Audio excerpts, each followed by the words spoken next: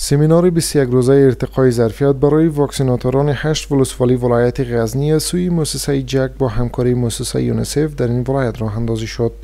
مسئولان بیان داشتند که در این سمینار 21 تن از بخش ذکور و اناث اشتراک داشتند که برای 13 تن از واکسیناتوران 8 ولسوالی این ولایت 13 اراده موتورسایکل نیز توزیع شده است. مسئولان همچنان می‌افزایند که برای 110 کلینیک این ولایت کیت های تست اشتها برای اطفال سویی تغذی که تمویل کننده آن WFP می باشد نیز توزیع شده است. با تعداد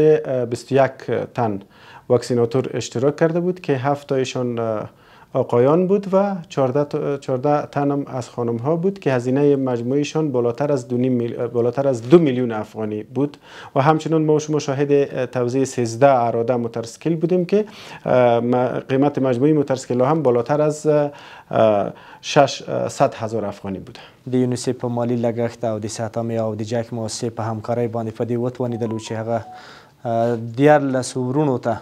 چې موږ موټرسایکل نه درلودو ورته موټرسایکلونه د یونیسف په مالي لګښت باندې برابر شول تر څو د دې موټرسایکل په واسطه باندې هغه لرې پرتې ساحې چې په هغې کې به وخت ناوخت د واکسینو نه زرک راپور موږ ته راتله نو د همدې وسیلې په واسطه باندې به انشاءالله رحمان الته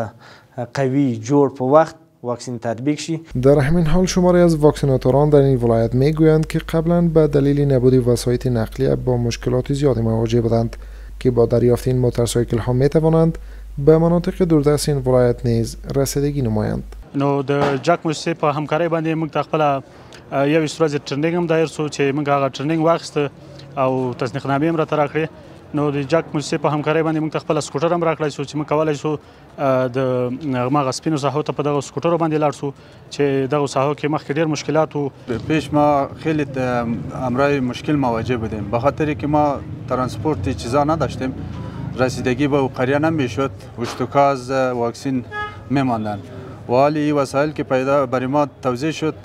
به می وسایل می توانیم که همو ساحه را کوریج کنیم و پوشش فیصدی واکسین ما بلند برود. این در حالی است که چند قبل نیز یک کلینیکی دبستری درمان اطفال مصاب به سوی تغذی به هزینه 10 میلیون افغانی از سوی مؤسسه جک با همکاری مؤسسه یونیسف